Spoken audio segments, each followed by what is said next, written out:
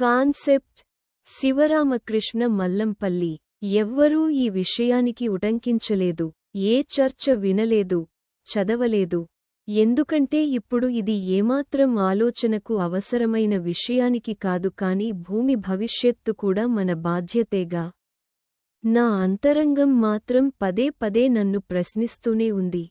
Iran, Israel మరి Russia, Ukraine వంటి యుద్ధ పరంపరలు నన్ను కలచివేస్తున్నాయి. ఫాసిల్ ఇంధనాలను శక్తి వనరులుగా మొదట్లో ఉపయోగించడం ప్రారంభించిన ప్రాథమిక కాలంలో ఇవి పునరుత్పత్తి కాకపోవడం లేదా గ్రీన్ హౌస్ ప్రభావం వంటి సమస్యలను ఎవరూ అంతగా ఊహించలేకపోయారు. అయితే ఈ రెండు అంశాలు ఇప్పుడు తీవ్రమైన సవాళ్లుగా మారి మన ముందు నిలబడ్డాయి. భవిష్యత్తులో మనం చివరకు శిలాజ ఇంధనాల నుండి దూరమైనప్పుడు హైడ్రోజన్ ఇంధనం నాగరికతకు జీవనాధారంగా మారిపోతుంది. ఇది తప్పనిసరి.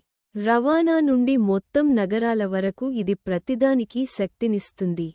శుభ్రంగా, సమర్థవంతంగా, పరిపూర్ణంగా అనిపిస్తుంది. మనకు కావలసిన ఇంధన అవసరాలకు నీటిని విచ్ఛిన్నం చేసి వనరులు సమకూర్చుకుంటాం. అన్ని దేశాలు ఈ దిశలోనే పరిశోధనలు చేస్తున్నాయి. ఫలితాలు ఆసక్తికరంగా విజయవంతమయ్యాయి. శక్తిని ఉపయోగించి నీటిని విచ్ఛిన్నం చేస్తారు, ఫలితంగా ఆక్సిజన్ మరియు హైడ్రోజన్ పుడతాయి. మరలా ఈ రెండు కలిస్తే నీరు మరియు శక్తిని జనింపచేస్తాయి. ఈ విధంగా నీరు, హైడ్రోజన్ ఒకటి నుండి మరొకటిగా మరల మారుతూ మన ఇంధన అవసరాలు తీరుస్తాయి. ఈ చర్చలో నీటికి సంబంధించి ఏ ప్రమాదమూ స్ఫురించదు. కానీ ఒక క్యాచ్ ఉంది.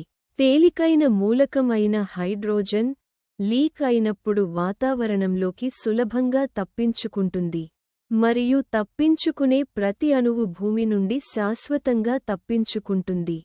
అందుకే భూవాతావరణంలో హైడ్రోజన్ కేవలం 0.00005%.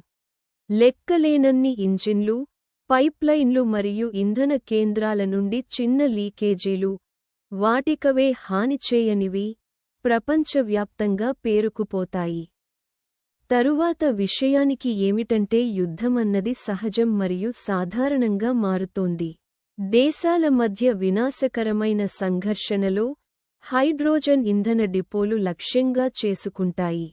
భారీ పేలుళ్లు లెక్కలేనన్ని వాల్యూమ్ల హైడ్రోజన్ను ఆకాశంలోకి విడుదల చేసే అవకాశాలు లేకపోలేదు. బిలియన్ల టన్నుల హైడ్రోజన్ భూమి యొక్క గురుత్వాకర్షణ పట్టు నుండి తప్పించుకుంటుంది, అంతరిక్షంలోకి చేరపోతుంది. ఎప్పటికీ భూమికి మరలిరాని ప్రయాణం. కానీ హైడ్రోజన్ నీటిలో సగం. అది వెళ్ళగానే భూమి యొక్క నీరు అదృశ్యం కావడం ప్రారంభమవుతుంది. మహాసముద్రాలు కుంచించుకుపోతాయి. సముద్రపు ఉప్పు సాంద్రతలు పెరిగి బాష్పీభవనం తగ్గిపోతుంది. మేఘాలు ఏర్పడటం తగ్గుతుంది. వర్షపాతం బలహీనపడుతుంది. నదులు ఎండిపోతాయో. పంటలు విఫలమవ్వడం దీని ఫలితం. ఆకుపచ్చ శక్తి కోసం మన అన్వేషణలో మనము నిశ్శబ్ద కరువును ప్రేరేపిస్తున్నామా? నీరు జీవనాధారమే కాదు, జీవనానికి మూలం. మోక్షంగా ప్రారంభమైనది వినాశనంగా మారవచ్చు.